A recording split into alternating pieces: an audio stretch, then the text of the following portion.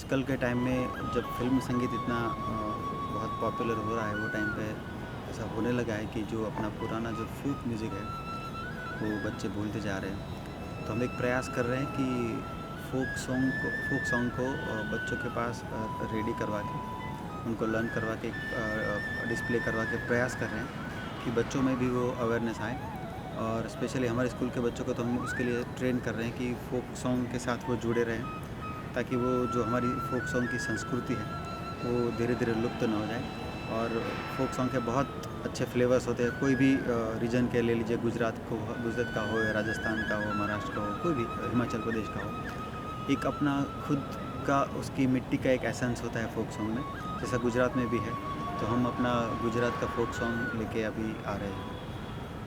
લોકગીતોની વાત નીકળે છે ત્યારે ખૂબ સુંદર મજાની એક વાત મને યાદ આવે। કોઈ પ્રશ્ન કર્યો લોકકવિને કે લોકગીત એટલે શું? સાહેબ, લોકગીત એટલે ગામડું બોલે અને શહેર સાંભળે, લોકગીત એટલે અભણ બોલે અને ભણેલ સાંભળે, એવું ગુજરાતનું સમૃદ્ધ લોક સંગીત અને એમાંય લોક સંગીતનો જેને પ્રાણ કહી શકાય એવું એક માધ્યમ એટલે લોકગીત। આવું એક લોકગીત આપની સમક્ષ લઈ અને આવે છે સુરતની ખૂબ જ સુપ્રસિદ્ધ વિદ્યાલય સંસ્કાર ભારતી વિદ્યાલયની બહેનો, જેના લોકગીતના શબ્દો છે, સોનાનું ઝાંઝર મારા સાહેબે ઘડાયું અને ઝાંઝરની ઝીણી ઝીણી વાગે હો રાજ।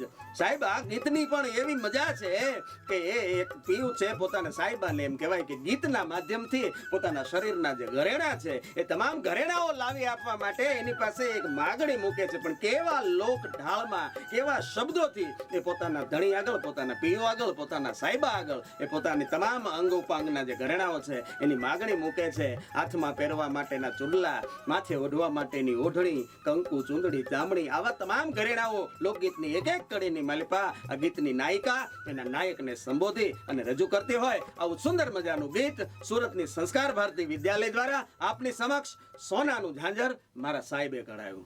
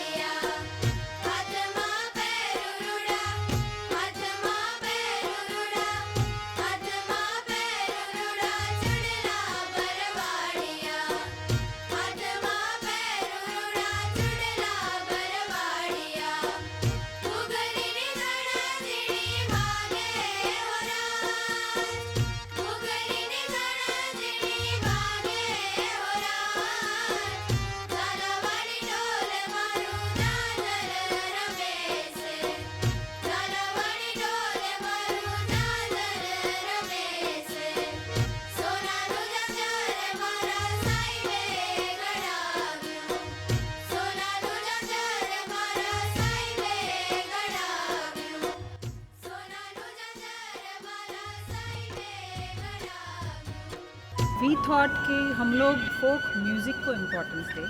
ये म्यूज़िक के ज़रिए हम लोग बच्चों में अपना कल्चर है, अपना हेरिटेज है, गुजरात का जो कल्चर है वो प्रिजर्व करने की हम कोशिश कर रहे हैं। लोगों के द्वारा लोगों के लिए, खुद के हृदय रंजन के लिए, मनोरंजन के लिए जो संगीत उपयुक्त है उसे लोक संगीत कहा जाता है। तो सबसे पहले जो प्रचलित हुए लोगों में वो हेमू गढ़वी, नारायण स्वामी, लक्ष्मण बारोट, दिवाड़ीबेन भील, हेमंत चौहान, ओस्मान मीर, करसनदास सागठिया, कीर्तिदान गढ़वी, तो कई ऐसे कलाकार हैं। તમને ફોક સોંગ ગાવાનું કેમ ગમે છે? ફોક સોંગ લોકો દ્વારા અને લોકોથી રચાયેલા હોય છે અને તે ગાવા પાછળ એક મેસેજ હોય છે। ફોક સોંગ ગાવાનું એટલા માટે ગમે છે કારણ કે તે એમ ખાસું જૂનું અને જાણીતું છે અને એની રચના પણ ઘણી સારી છે। તમને કોઈ ઇન્સ્ટ્રુમેન્ટ પ્લે કરતા આવડે છે? હાર્મોનિયમ ને કીબોર્ડ। હા, મને એક ઢોલ વગાડતા આવડે છે અને સાઇડ ઇન્સ્ટ્રુમેન્ટ્સ પણ આવડે છે। હાર્મોનિયમ આવે છે।